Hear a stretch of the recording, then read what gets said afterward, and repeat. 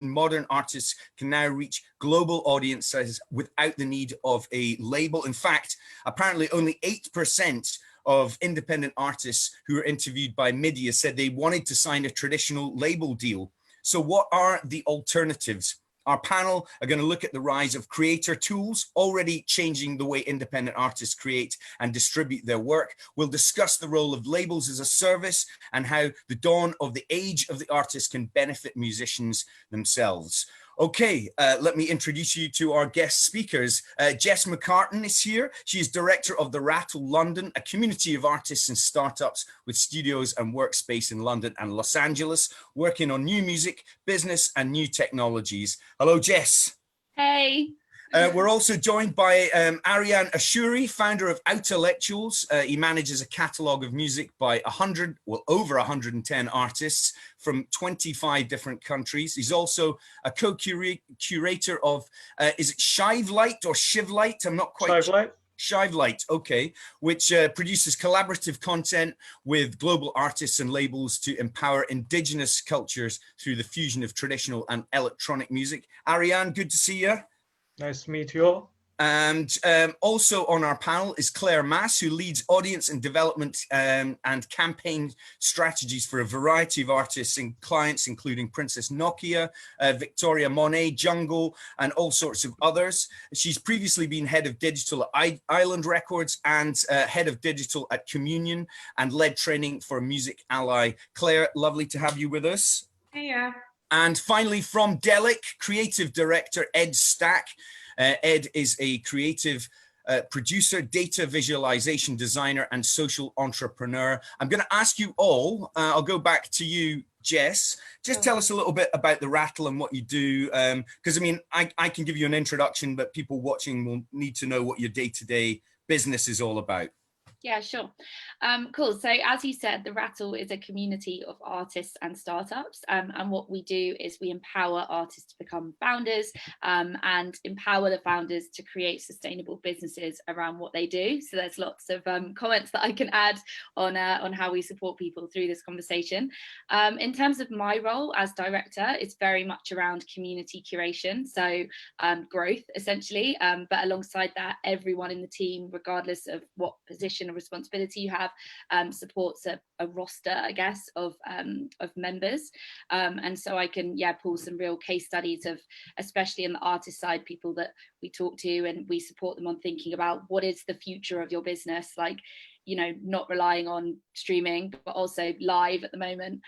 What can you be looking to do to generate revenue and create something sustainable around your art? Cool. Well, I'm sure you'll have loads of fascinating insights into things. Ariane, tell us a bit about Outerlectuals and Shivelight and the things that you do, because you seem to wear many hats as well. Well, I started as a music producer. First, I wanted to have a band, realized having a band requires a lot of organization. So I gave up on that, became a music producer. And then I realized there's not many places I can promote my music. So I started a label. And after starting a label, realizing how much admin works it goes into it, I actually kind of haven't produced music in a long time. But that was in 2011 until now. And then since 2015, I became involved with Shivelight, which is a YouTube channel, which is kind of allied with Outerlectuals. And we've kind of, Outerlectuals has become an avenue for releasing music by a group of artists we work with closer, whereas Shivelight is an avenue where we can promote music by other labels within the community of music that we serve. Mm-hmm. Okay. Claire, again, you've done all sorts of different things. I mentioned Island and Communion. What's your role now? Mainly marketing? Tell us a bit about what you do each day. Yeah, my background's in digital. I started as an artist manager, worked through, I came up on the digital front because that seemed to just blow up as it did.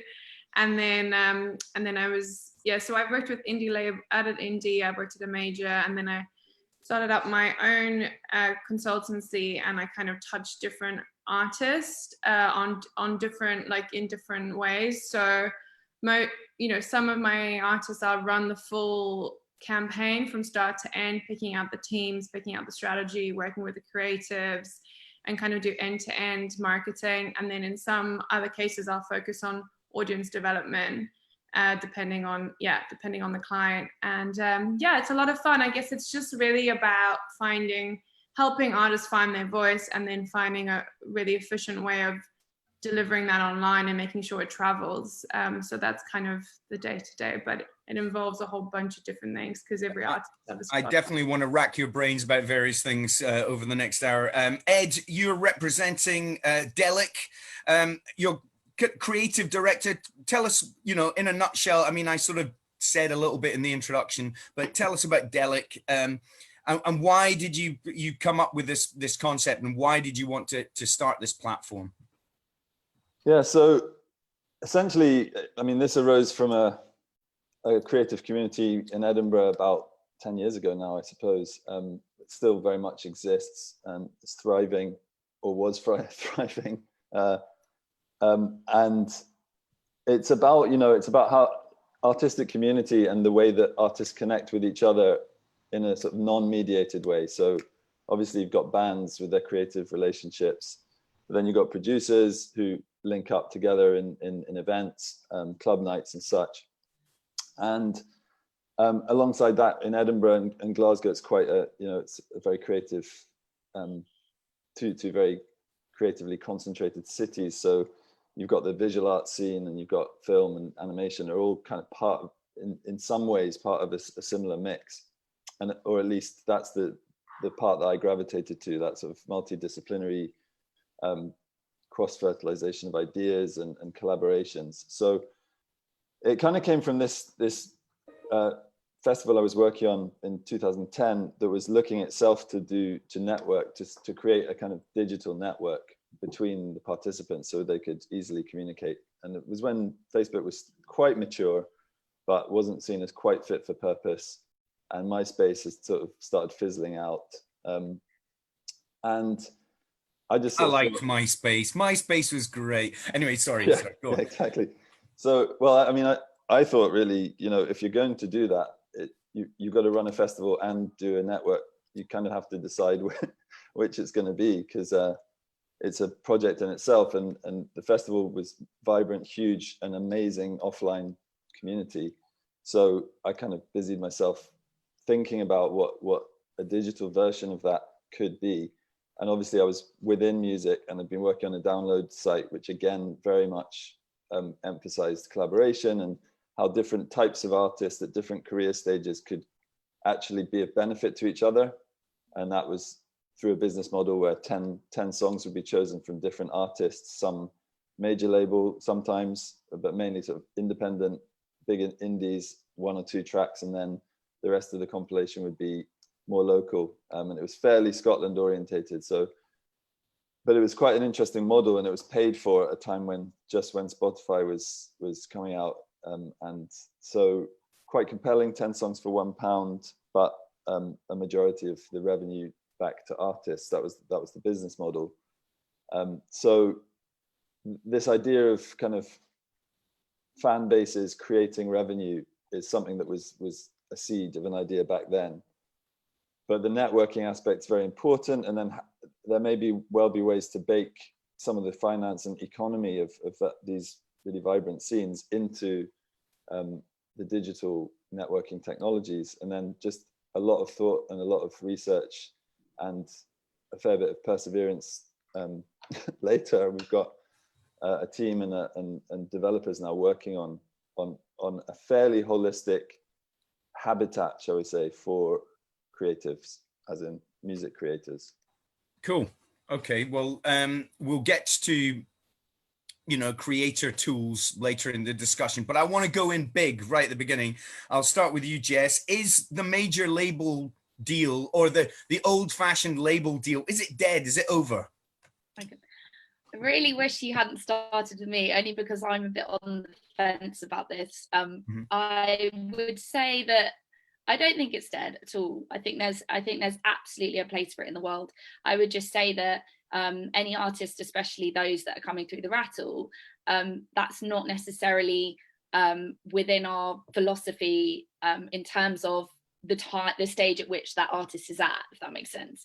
Of course there's going to be times where it makes sense for an artist. You know, you look at the biggest artists in the world, if they want to go global, there's a place for that, especially if you're very commercial. But I would say, you know, in the earlier stages, in the first sort of at least 5 years of your career, you know, you want to get to a position, and that's what the rattle exists for. I know this sounds like a massive rattle plug. It's not meant to, but no, I mean, it's obvious you're going to talk about things from your own perspective. Don't worry about that. That's what the rattle's about. Is about that early stage. Like, what does that look like? How can you set yourself up?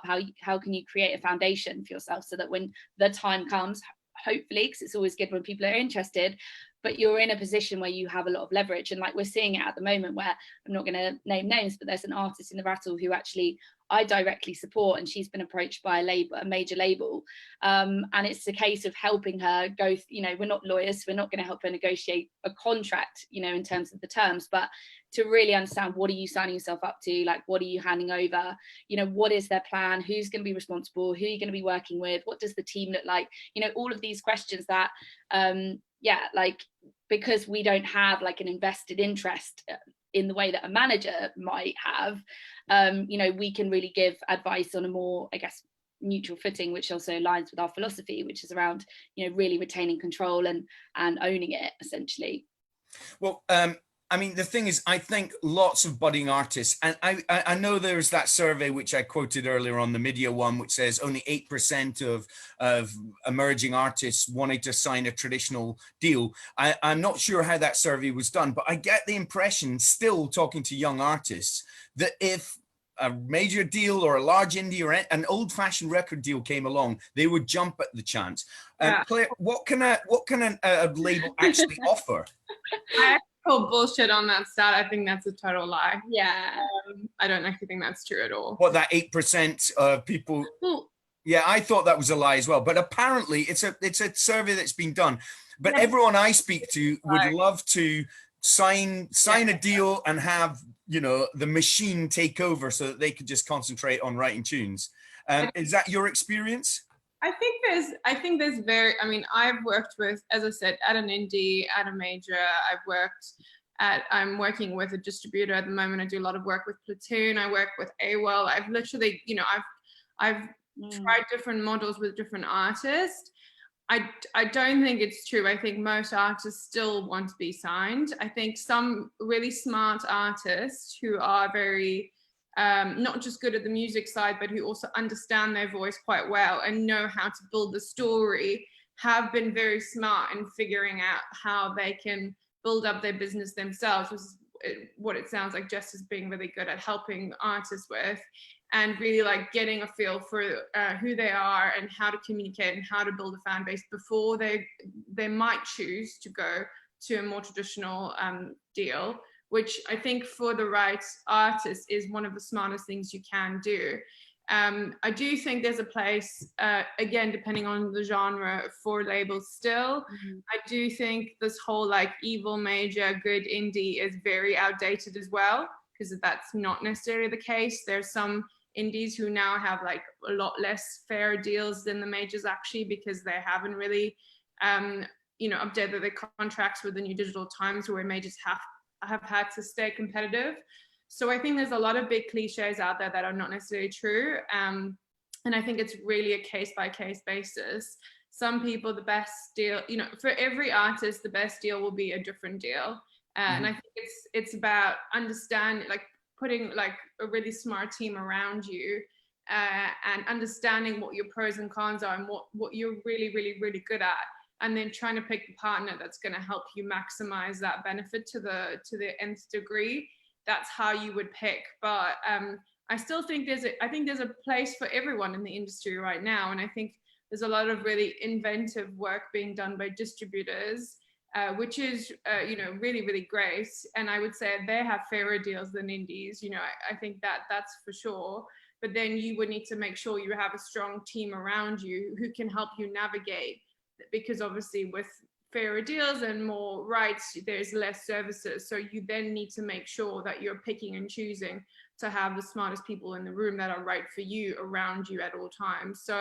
So is that really the payoff with you know, the bigger the deal, you know, the bigger the corporation that may come in to sweep you away and help you with all aspects of your business, the less control you'll have, but the more services you'll have. Is that kind of where it's coming from? Or I think you could get a smaller deal with a sort of distributor, as you say, where the advances and so on aren't as large, but there'll be some money to help the project move forward, but you won't have as many services at your disposal. Yeah, so you need to be more self-sufficient. You need to be better in understanding how are you going to market yourself and all of that.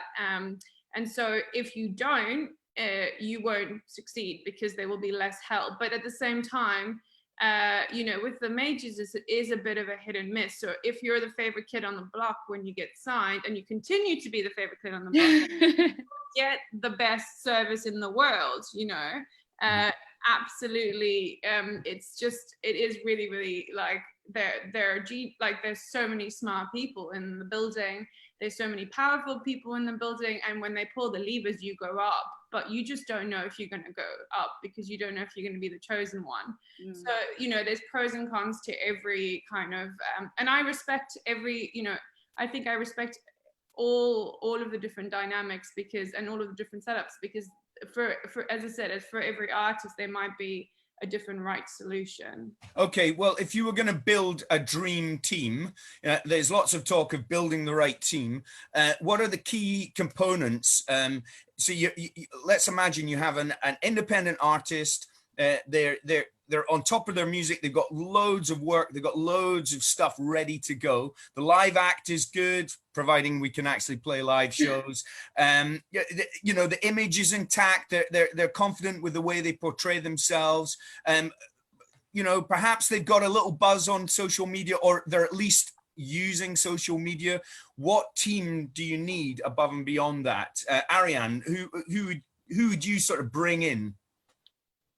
I mean, I suppose that question might have been better for the other, for Jess and Claire, because they okay, work well, in a more... Jess and Claire, and then I'll move on to you because I've got something I specifically want to ask you anyway. So, okay. Claire, going back to you, and Jess, both of you pitch in. Who should be on your team? Who are the key people that you need in there? Because a lot of young artists will think, I need a manager. I need a manager immediately. I need someone who's going to like take care of all of that stuff. Whereas actually that might not be the best first step. Do you want to go, Jess? Yeah, go for it. I was just going to add, actually, I think Claire, you made like a really good point around like the whole deal thing, in terms of like how, you know, whether or not people would say no to a deal. I think the reality is like, no, people wouldn't say no to a deal.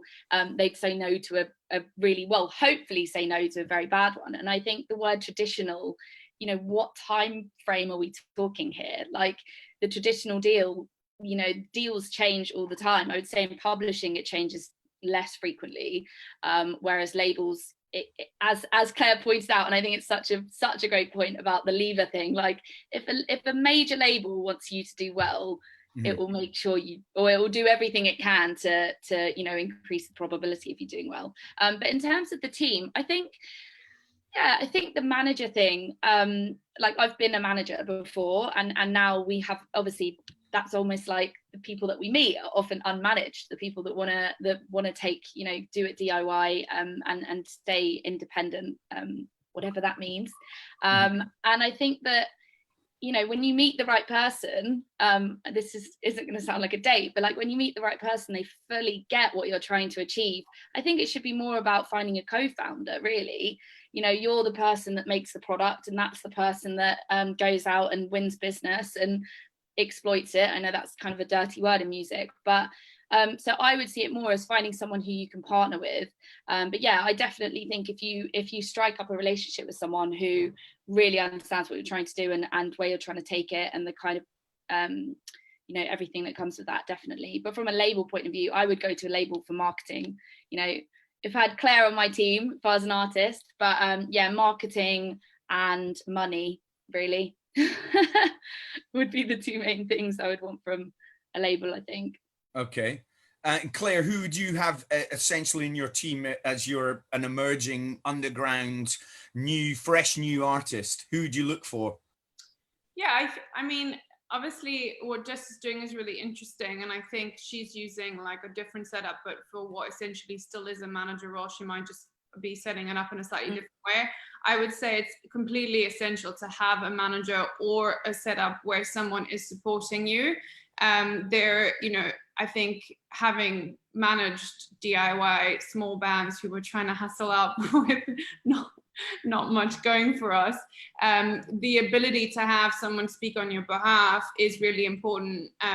So if you don't have a manager automatically, and I've been in many situations where we've considered artists, whether it's for a gig or for signing or for whatever it might be, or promo, and if the artist doesn't have a manager or someone that is in a similar setup to what Jess is talking about, so a professional helping them, we would just not consider it like something that we would probably take on unless they're really outstanding. So I think getting a manager, whether it's someone who's really young but can hustle the hell out for you because they're so hungry, or it's a very well experienced manager who's got the contacts and knows what to do and is truly passionate about you, or it's a combination of both, a young day-to-day with a more experienced manager shadowing that person, or sorry, the other way around, the young one shadows the more experienced one. That's an incredible setup. And I do think that from having worked with a lot of artists, I will really go for leather with the ones where I get on with the managers and I respect the managers. So I think you really shoot yourself in the foot when your manager kind of like turns everyone away. And there are some managers that are just so painful to work with. And obviously I would never name names, but the ones that are, and then there are some who manage quite small bands, but you love the manager so much, you're kind of willing to go the extra mile. So I think that's really important, getting a really like good lawyer from the start so that you don't get screwed over in contracts, and there are, so many ways you can. Is really important. Cliff, stop telling me to name names. I know, I noticed that.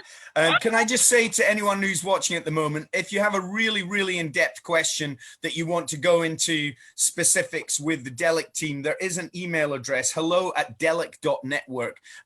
Email that after the session or during the session, but you'll get some more, intrinsic feedback there. But if you do want to ask any of our panelists a question during this session, I'll come to questions in the last 10-15 minutes. Use the Q&A sort of bubble to put your question in, and I'll come to them in a few minutes. Yes, okay. So actually, contrary to what I said, having a manager early doors is quite important in your opinion. Okay. Well, that's interesting to know. Sorry, can I chip into this manager talk in the sense that I don't really represent the side of the industry that gigs and is bands. I'm more into the online bedroom producers who rely on YouTube, Spotify playlists, and just hustling on the internet to get their music heard. And in that sense, I feel like you almost like going down a major label route is really, really far-fetched for almost everyone. And you also have so many different opportunities where you can actually make a decent living only from streams and downloads and other creative ways of making content, like how many YouTubers are doing in, living lavishly or whatever you're after. So I mean, in terms of that, I think the people you want. Well, first of all, I want to say that as someone who supports experimental music and trying to always push the most innovative thing I hear, the most important thing for artists is to focus on their craft and try and make something that has kind of intrinsic marketing value, where the product is so unique that you don't have to hustle for ads, and you want people to come to you and beg you to support you rather than you going there and begging managers to support your music. So once you create something that's unique enough, I think there will be this kind of like this battle to have you as a part of their team, and then you have a bargaining power, which makes it easier for you to decide which deal works for you best. And on that note, I think once you develop your product, you can also see what you want. Do you want to move into gigs? Do you want to move into a completely artistic side where you sell more merchandise, or do you want to make a lot of videos and go down the content maker route? And if you want to do any of those, what kind of distributors, YouTube channels, playlisters, either small labels, a variation of small labels, not only just one, you know, depending on your releases, which ones will serve you best. So it's better to kind of break your projects down into kind of singular steps and see what you want your, you know, career to be, especially now where people can't really gig anymore. You know, you see even, you know, big TV shows like, I don't know, the late night shows, they've basically taken up the YouTuber format. Yeah, it's changed, and that's from my experience of running a YouTube channel. I've realized that it really hasn't affected us at all, because we never gigged.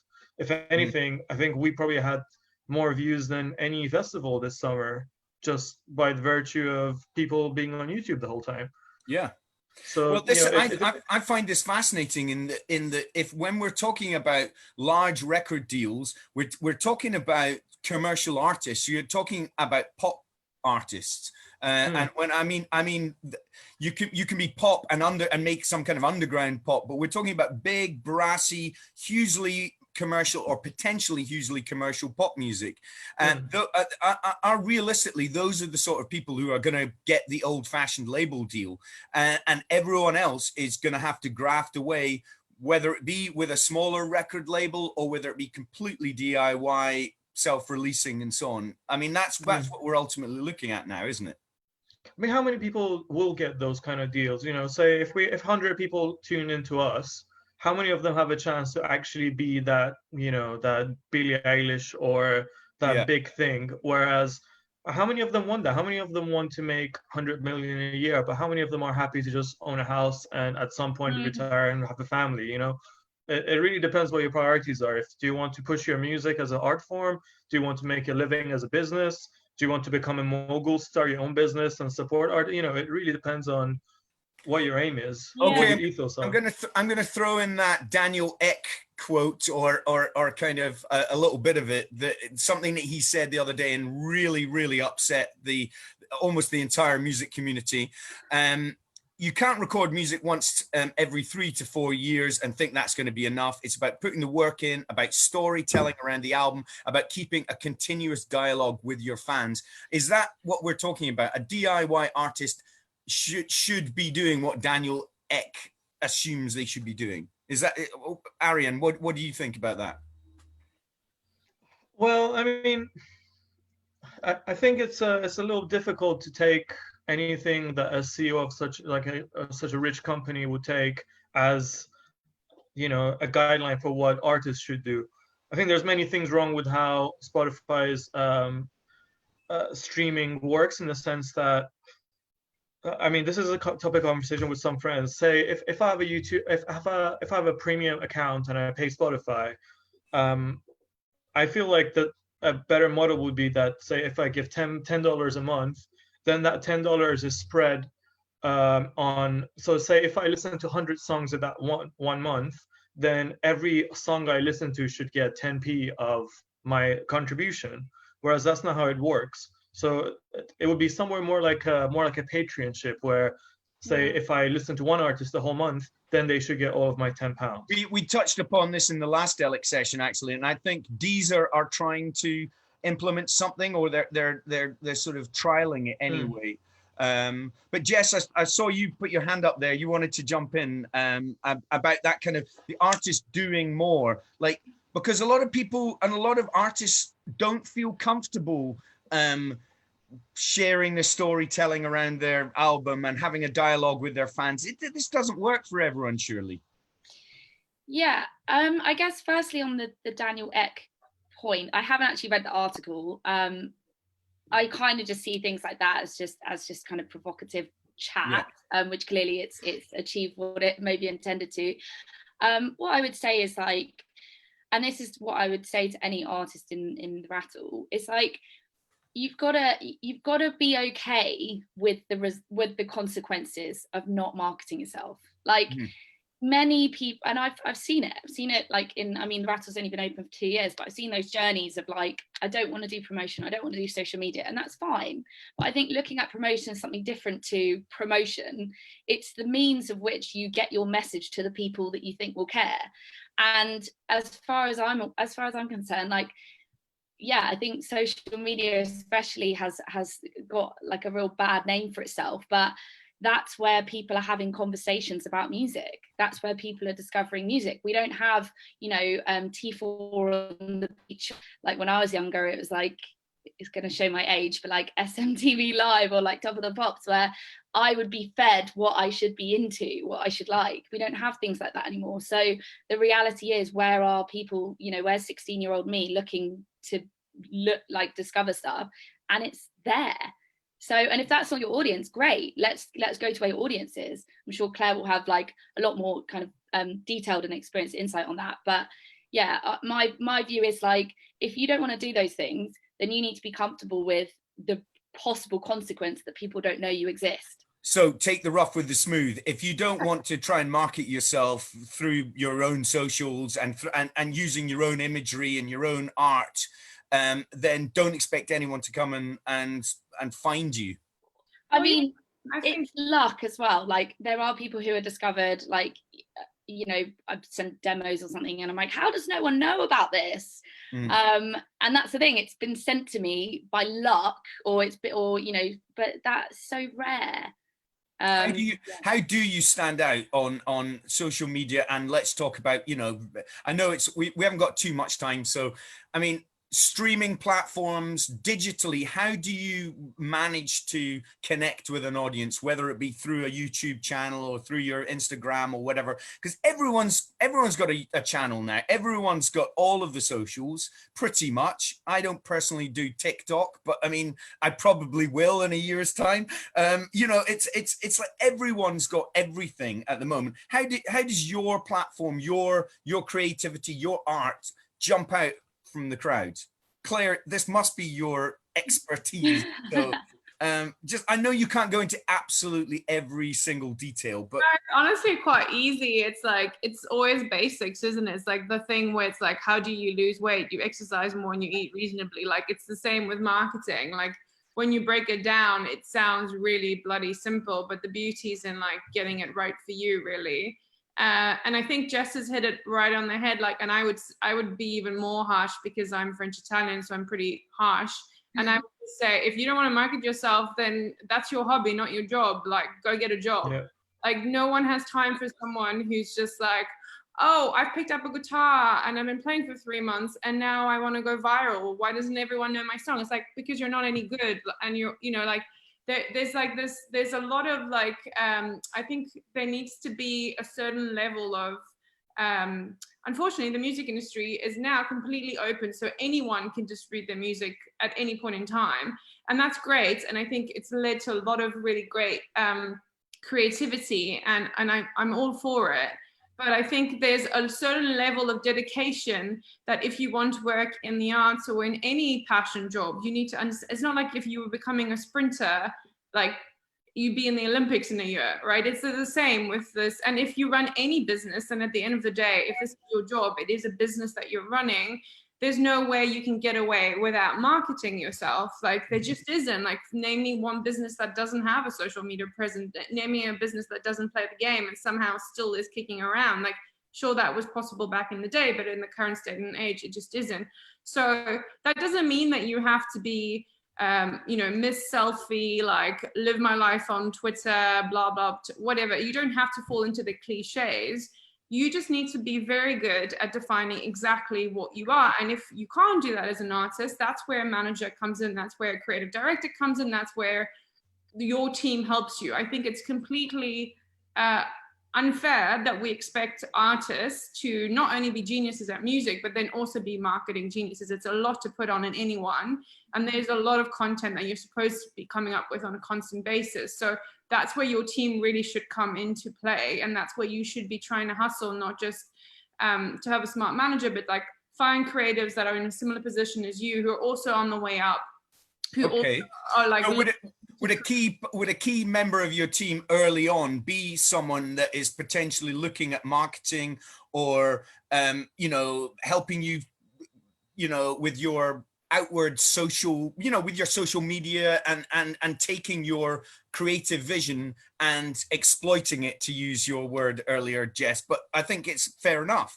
It's no longer just art. It has to be viewed as something that you're taking to the rest of the world. Is getting someone on board, a creative director or a marketing person early on, relatively important, would you say? Well, I mean, if you can get a creative director right from the bat, like go you've done something. If not, I think what I would say is find a kid with a camera that is trying to break into film school, and you guys go on that journey together. Like, they need to be creating content. They've got a camera that can shoot portraits and that can do film. They're learning their skill. You're learning your skill. Together, you sit around and go, what are the 3 things we're trying to stand for? Like, when someone sees my creative and people think, people are going to judge you with every single thing that you put out there. So you need to know what you want them to say. And if you have no clue what you want them to say, they have no clue what you're trying to say. It's very simple. If you don't know what you stand for and you're like, one day I'm doing this and one day I'm doing that and the next day we're doing that, like, consistency is everything. Like, being able to have a tagline for who you are is everything, right? So you need to be able to get that right. And so with that person who's got a camera and is learning the skills together, if you're really clear on what you're standing for, you will start to communicate that and people will start to understand what you are. And you know, the biggest problem with being with trying to get more fans is if people can't describe you, how the hell are they going to talk about you? You know, like, what are they going to say? Oh, I heard this artist. Oh, what's he like? He's kind of like this one day and then that the next day. Or he hasn't really figured it out. He's trying a hat and then he's doing a jacket and then he's doing pop and then he's doing R&B. Like, you need to know what the hell you are. And if you don't, no one else does. And no one's going to be able to talk about you. And going back to the Daniel Ek thing, do you think it's important to continuously like put out content, music, videos, you know, photographs, whatever it is that you particularly, do people have to continuously pump stuff out? Because again, a lot of artists would rather build a piece of work, put it into the world, maybe market it, but then kind of relax and build the next piece of work and so on and so on. Or do you think it's important to just keep that flow all the time? I mean, there's always obviously a balance. Look, it's really, really, really simple. The algorithm on the socials work one way. The more you post, the more people you get. Now, if you post bad content, you ain't going to get good people, or you're going to get the wrong crowd, or you're going to get a mixed up crowd. But it's really simple. Literally, you post more, you get more followers. That's it. But then if you're posting so quickly that you're not really doing quality control, you're getting into the bit where then everyone thinks you're not cool, and then the algorithm hates you, and then it's very hard to come back. Because if you're putting a lot of stuff out there and your engagement is like 1, 2, 3%, then you're really like headed down, and it's very hard to turn that around. So there's somewhere between, you need to be doing a fair amount and at the same time not at the expense of quality. And if you get that middle ground, then yes, it is right. And yes, that's a lot to ask for an artist. That's why I'm saying, like, find people around you, find templates, find things that you can do that doesn't always require you coming up with a brilliant idea every 5 minutes. Like, redo the same thing again and again. That's consistency. It can be boring, so you need to find a way that you can do that it still feels new. But these are the type of things that will really help you go a long way. Arian, I feel like you have something to add to this as well. And then let's talk about creator tools. I want to, Ed, you've not said a word yet. We've got to get you involved in a second. But talking about sort of building up your visual presence and hitting people with content. You know, you're working with this YouTube channel. This is something you must, you know, think about constantly. Mm-hmm. Yeah, I mean, just to add to the middle ground that Claire was talking about, I feel like, again, I'm coming from more of a producer who can on the spot create something, whereas with bands you need a lot more preparation to do things. But even with that, you saw in the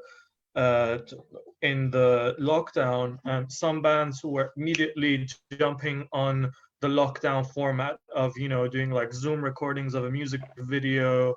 Like in Italy, they were doing it playing from the balconies, and you know, like it's I think one of the most important things in this age is being able to jump on trends in a way that doesn't jeopardize your brand essentially. So for you know, for a fun ska band, yeah, playing in a balcony and, you know, being a bit goofy works great.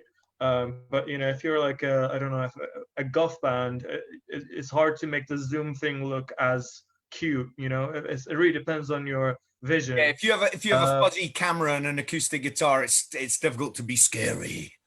Yeah, or you know, or it's harder. There will be a different way to do it. Not everyone will be able to do it. So I mean, I'm going to go for a couple of examples which might be useful as the content production side of things, the creative tools. I won't name names, but one person I know who is a producer who's mainly using a lot of like drum pads and using samples to, you know, it's like a finger drummer, and you can quickly just add a couple of samples and a beat together. And he did a really good job of, you know, getting a song that would come out immediately. He would do a remix, add his own like unique touch to it, and put it on his YouTube channel. It would get picked up by all the big like Facebook group pages like Unilad and all these like new media giants essentially, and they would tag him, and he's got hundreds of thousands of followers now, and that would help him get discovered by the Spotify playlisters, and also his music will go on the YouTube channel. So once you get to into this like snowball of being on that level, then all the new media people will pick up on you, and at that point you definitely don't need a label at all. So it's like, yeah, you just need to figure out that niche of who you are and how you can go viral. It's essentially like everyone's a meme now. who can be a better meme, and you know, it's also like the thing is like marketing shouldn't be looked at separate to your music. You know, every artist, you know, if someone makes kind of like isolated retrospective music and they go with a vinyl, that vinyl itself is their marketing. It might be a way to consume music, but that's how the music is packaged. So people should stop looking at social media, vinyl, all these things as marketing tricks, whereas it's just an extended way of you presenting your music in different ways than audio. Well, we've talked a bit about, quite a lot about sort of marketing and putting, you know, music out into the world. But let's actually talk about, you know, the way of creating music itself, from writing to production to collaboration and so on and so on. Now, you're a producer, Ariane, so tell us, what kinds of new creator tools have you been using, and what do you see as the next step that's particularly artist friendly? I've seen, Sound Better and Soundtrap, which seem to be associated with Spotify. And obviously we'll talk to Ed about Delic as well. What are these tools, and how can people get involved in these, and what are they offering people that perhaps, you know, labels haven't been able to help with? Well, I think one of the most important tools, and I mean, say one of the most successful tools in recent years has been Splice, where it allows you to basically access a large variety of samples, and you can just use it. You can integrate it with Ableton or whatever your DAW interface is, and you can basically access all these samples that you didn't. But at the same time, it has made specific vocal sounds be used in a very kind of cookie cutter way. So if a lot of people use one system like that, then it becomes kind of oversaturated, and you get this kind of very plastic kind of industry. But I feel like, at least in my world, where people are collaborating a lot online in different countries, there's a lot of, you know, sending each other bits, demos via a private SoundCloud link. Hey, check out what I'm doing. For like being active within your community of producers, using YouTube tutorials a lot. I mean, I know producers who started when they were 15. By 20, they have 2 million monthly Spotify listeners, and everything they did pretty much came down to learning from YouTube and the community of producers that they know. They even actually ghost produce for some very big artists, which I can't name at the moment. But, you know, these are like very young kids who just know how to use the internet very well. And I guess the internet itself has been an enabler of a lot of creativity. It's just, what are you looking for? Are you looking to record things better? go on tutorials about recording things better? Are you looking at production, sound design tools? Go for them. But you know, one thing that was interesting for me with Delic is how to, I mean, what brought me to Delic was how then can all these little fragments be tracked in the longer term? How can that collaborative environment be improved where you're just not sourcing samples? And yeah, I mean, I've talked to Ed once before, and there's so many ways that this whole world could be expanded on. Ed, your time is now. You've not said a word. Now is your time. Tell us what is perfectly leading on from what Ariane has just been saying. What does Delic offer artists that no other platform does? And what are you doing? How are you pulling all of these elements together, as Ariane was just sort of referencing? I'll back up just a little bit because I think it's useful to do this. First up, with the Rattle, I think the startup ecosystem is really interesting because the more you develop as an artist, the more you realize, well, for me, but personally, it's like the worlds are not that different, actually. Like if you have an idea from a business, you've got to go with no money to someone else who believes in your business. You've got to persuade them that it's a good idea. They buy in, you've got energy, you go to the next stage.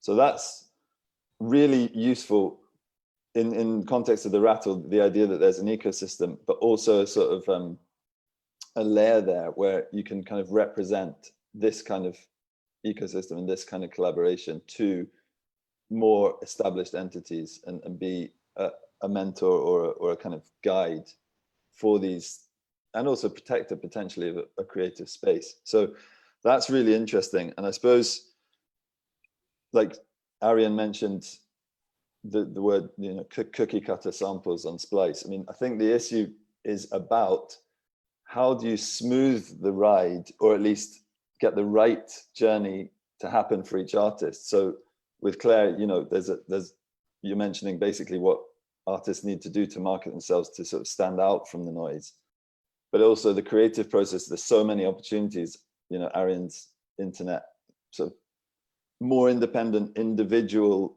you know, the power that the individual now has with these many platforms.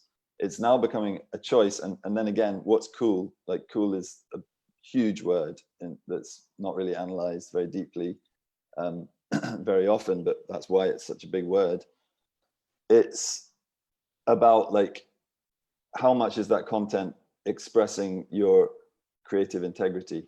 Because the issue is that we have a creative capacity. 730,000 artists are on Bandcamp, and a large proportion of those don't care about being big, but they do care about justice. They do care about integrity being respected. They care about aesthetic. It's part of their culture. It's basically a huge tapestry of stuff. So, and I'm very, you know, I feel I'm biased to the idea that a Bandcamp legend with a cool community then maybe arises and gets this kind of exposure through a bigger label. I don't believe that, you know, the man is evil and all the rest of it. However, I also believe that this is a culture that exists and that people don't, you know, there's so many things we could talk about. There's not much time, but people don't want, they want to do the thing that they want to do, and they believe that there's a purity and the better work, creative work will arise from the time spent, the rituals engaged in, the conversations around it, the bands people love, spend a long time honing it, get that album, spend a year doing it, and you've got something to be proud of. And then if the world wants it, you might consider taking the next step. So with all these things in mind and all the different kinds of creators there are, essentially what you're looking at is the need for a tool that allows that possible future without sort of prejudicing it. And I think there is a sense in which, if the artist is not ready, and this is almost the case with a lot of people, given the age people are at when they do get approached or when they try. I mean, I'm not saying people shouldn't try. It's a really, really tough conversation, but people are really young when they get the big stardom, is that marketing becomes very difficult for the star to then self-define. depending on how good the team is around them. So I agree with everything you're saying, Claire, about like having a good team. But a good team means having a creative conversation with a manager, a creative conversation with a videographer. As soon as you outsource to a creative director, like trusting a creative director means having a conversation with a creative director, means them basically being an artistic collaborator with you. So all of this is to say, you know, how does digital, what's digital's role in, I'm going to say, replacing functions that bring noise to the creative signal? That's the huge opportunity that I think, you know, people say, I don't know, in Arian's Intellectuals roster, there's more of a focus on your own endeavors, but there's less noise, there's less problem with the production, because you've all got cameras, you've all got, you know, DAWs, GarageBand, etc. on your computers. If there's less of an issue there, and then you've got live streaming, OBS, open source broadcasting software that can send your stream to 30 platforms, you do have power. So, and then we talked about, you know, the deals are different. You can have admin only deals, which is happening. So much smaller percentages are going to the label for the privilege of putting out an artist that's made their own way on social media. So there's a message of hope here. But there is that sort of economic gap for the people who are working with that first album. Okay, so there is the problem. So you've got the creative world and the commercial world, but music's value is in its creativity, its commercial value is in its creativity. So to bring it to Delic, what you've got is the ability to register the rights clearly of everyone's creative contribution as part of the creative process. So you're not that could be the creative director might be taking a couple of percentage of something that he or she had a sort of creative input into. Yeah. So, you know, like it's a contributions-based rights model, and it has its own controversies, and we've done a lot of research around this. It's not like it's set in stone, it must be done the Delic way, but what you get is an audit of people's efforts, whatever the effort was, you know, buy mandolin strings, locate mandolin strings in the middle of Austin, Texas, you know, like that's a task that someone did. So, so that could be something that's registered in Delic, but you've also got the, you know, the files themselves, the stems, the versions, and it's not so much about the rights until you get to the point where the work is finished and you can look at the makeup of it, and you've got this audit trail that becomes in itself a negotiating item for a deal. So, yeah. So everyone using Delic as a tool, whether it be a creative director, whether it be the drummer, the bass player, the you know, someone who's producing perhaps, all of these people will be simultaneously using the Delic platform to add their bits in and collaborate and remix and refix and shift and morph the final piece of work. But while that's going on, everything is being logged and audited at the same time, so that everything is being kept on track, as it were, so that no one's pulling the wool over anyone's eyes and nothing is getting mixed up. Yeah, it's harder to mix things up, but I mean, I should stress that, you know, generic storage systems do log the time of the upload of a file. You know, it's not massively different from existing systems. It's just using those timestamps and those inputs as recognized intellectual property, and that ties into a lot of design decisions that are different from bigger platforms. Arian, I think you were going to jump in there, and then I think I'm going to get a few of the questions from the Q&A because we're coming to the end of the session. Arian, what were you going to jump in there? I was just going to say, beyond the rights management side, from my experience of a label that's very international and have people contributing instruments from all around the world, and that's kind of our focus, to get albums a lot more collaborative. So say if I find someone who's a really good producer and I want to have them join a label, then I want to have them have the liberty to use any of our multi-instrumentalists from around the world to record their vision, essentially. And what I've found out while trying to, you know, it's a small company, but there's so many different people with so many different ethos, and what I've realized is that a lot of people don't want to be on Facebook anymore because of data privacy issues with the proprietary company. Some people use Discord, some people use email, some people are on SoundCloud, and then demo sharing is via SoundCloud. Some people do it on like clip.me. So data sharing, communications, file sharing, and yeah, so all these different aspects of the creative process, as well as dealing with the visual side, your creative director, everything is completely scattered in how artists work at the moment. You're using at least 5 different social medias for one project, and that is, I don't think any outlet has been able to really bring everything together. And I think that was definitely a very big missed opportunity for SoundCloud back when it had groups and it had private messaging, but for some reason it got rid of groups and it never expanded on its private messaging, which could have been at the time a ridiculously important tool for a creative process. But SoundCloud being SoundCloud missed another boat, and Spotify came and it kind of decayed. And still there's no like creative like creator-based social media where it could also act as networking, where, you know, people, I saw a comment here saying, how do people find and meet managers?